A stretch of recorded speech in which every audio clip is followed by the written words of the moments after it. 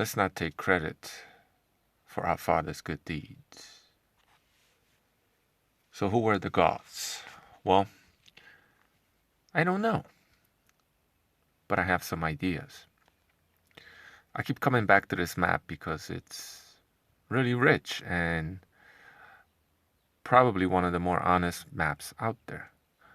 German map of the great migration of the European peoples that happened in the 5th century, supposedly.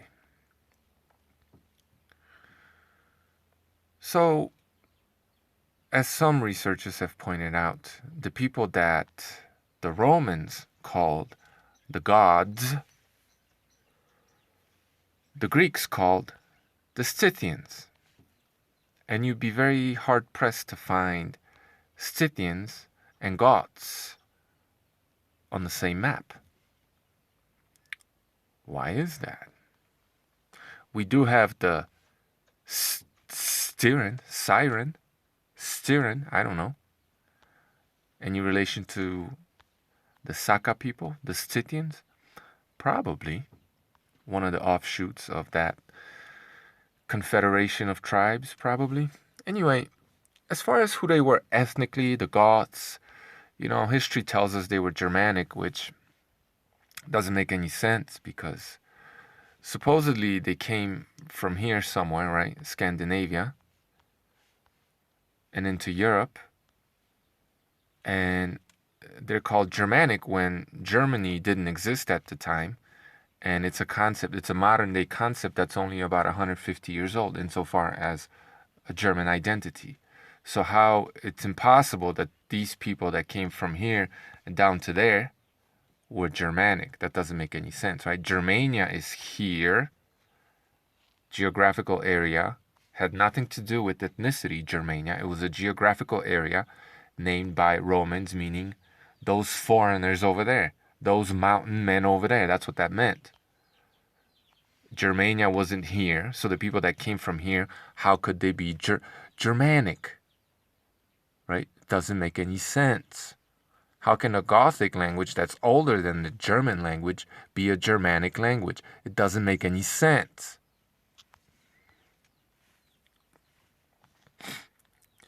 But insofar as who they were ethnically, I can't say they were Slavic either because Slavic didn't exist.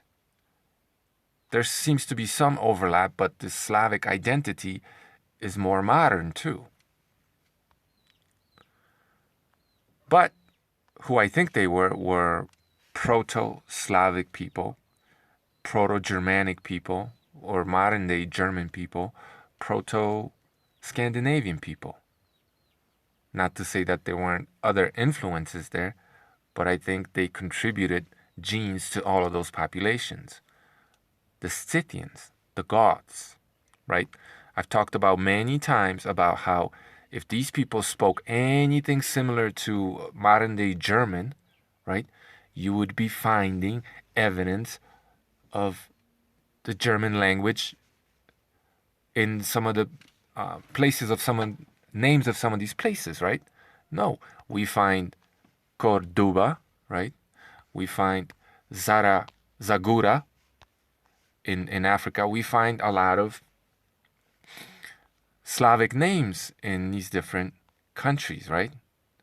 In Italy, in Scandinavia, right? If the Goths were speaking a Germanic language, you would be finding Germanic names in modern day Europe where the Slavs live. No, you're finding Slavic names in Scandinavia, like Bohuslan, Godsend. You're finding Slavic names all the way to Spain and Africa, right?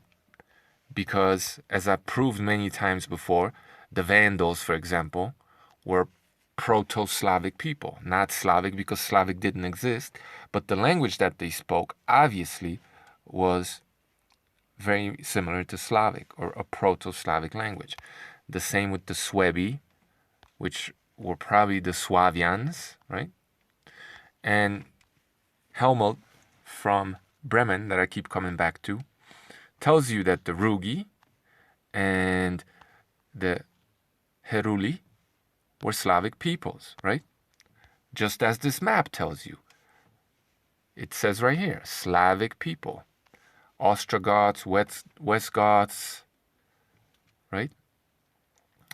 Goths over here in modern-day Poland. The Rugi, the Suebi, Burgundy, Burgunder, right? All these people. The Gepids, which are also Slavic people. It's confirmed in the chronicles, right? These were all Slavic people. I'm supposed to believe that the people that have always hated each other, the Germans and the Slavs, have always been at war. I'm supposed to believe that they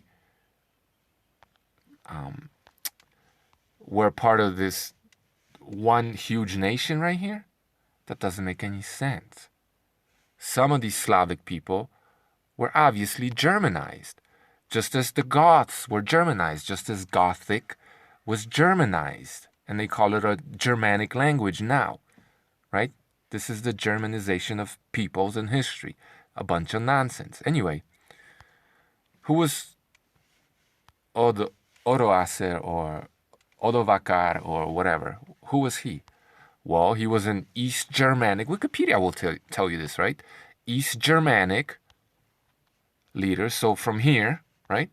Modern day Poland and medieval Poland, right here, who led the Rugi and I believe the Heruli, both are Slavic tribes, and the Siren, probably some kind of a Scythian offshoot, right? He led those people and took over Italy, right? Is that why so many Italians call themselves Russians to this day? Is that why they point at the sky and say, Bo, or God, and they don't know what they're saying? Probably, right?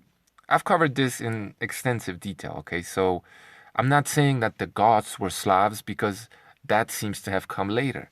And this is the crux, the point of this video. Who were the Goths? Well, they were called gods. You also had the Lachs, which sounds, I'm not too committed to this, but sounds a lot like Allah, right? What Semitic people use, the word that Semitic people use to refer to God. You had the Lachs at this time. They've been erased from history for the most part, but there's evidence of them, plenty of it left, right? They lived right here, the Lachs. Then you had the Vlachs, who lived right here. Then you also had the Morlachs, who lived somewhere around here. Okay? And then you also had the Bohemians, just like you had Bohuslan in Scandinavia. All of these words seem to mean God. These were the Goths, right? These were the gods, according to whom? The Roman Empire. The same Roman Empire that to this day says, in God we trust. Except they're not talking about religion, right? Because if they truly, like the United States, the Roman Empire, if they truly believed in God, at least in the way that God is presented to us, they would not kill, right? Because God says, thou shalt not kill. They wouldn't steal.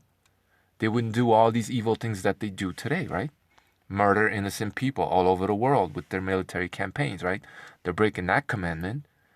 The whole monetary system is based on theft, so they're breaking that commandment. We're constantly hearing about all these sexual deviants all over the place, right? So they're raping people, murdering, stealing. What God do they trust in, right? To them, God, this is plenty obvious, seeing as they put it on their money and in their court systems. To them, God is the system. It's a sovereign. God is a sovereign. So in my opinion, how the gods became the slaves was after they were taken over by the Roman Empire.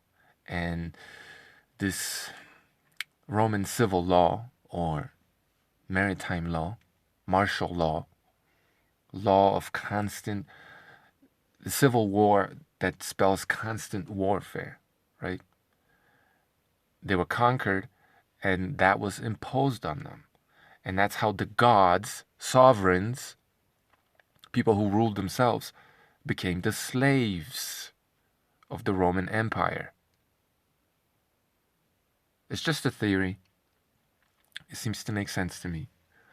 Because to this day, these people, the Roman Empire, use the word God, except it doesn't seem to mean what they want you to think it means. Slaven, right? You're literally seeing the Goths becoming slaves. Literally. So insofar as who they were ethnically, well, it's pretty clear they were Proto-Slavic, Proto-Scandinavian, even Proto, what we consider German today. Except they were divided. The languages split from one another.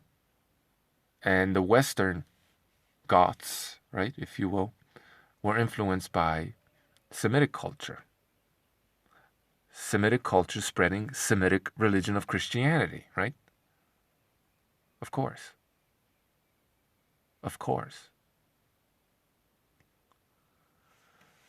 Those were these so-called Germans, or more like the Saxons, right? That went into Britain and fought with those people. They Christianized all of them. They spread their Semitic religion. And with that, influenced the way these people spoke, probably. Which is why a lot of them, at least at some time in not so ancient history, talk like Persians. They talk like Semites. Right? That's why they talk like that. And to this day, Germans talk exactly like that. Go listen to Farsi language, which is one of the Persian languages, and listen to the Germans, even though the words may not be the same because that's, you know, at least 1,000 miles away and many, many years apart, but the sound is still there. So the words may have changed, but the sound remains. Anyway, the Goths mysteriously disappear, leaving no German evidence anywhere around here, not that I've been able to find. I hope somebody takes my bait and starts talking about the Crimean Goths, because that's a video in and of itself. Right? They left no German names anywhere, because they didn't speak German. But at some point, I would even say less than 1,000 years ago, because these chronologies are a bunch of lies. I would say, I'll look at the long beards, right? Is that what that means? Langobarden? I don't know. Long beards, the barbarians, right? Slavic barbarians, Proto-Slavic barbarians. Anyway, the reason why the gods disappear and seem to morph into the slaves is because of them being conquered and having become the slaves of the Roman Empire, which is to this day very much a reality. If you look at the world as it is honestly and stop lying to yourself and stop loving your government, which is doing nothing but suppressing your freedom and enslaving you. This is how sovereigns became slaves. Gods became servants. Serbian.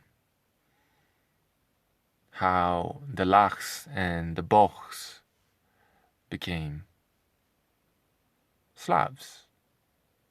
Just my opinion. Thank you for watching. And let's not blame the son for his father's sins.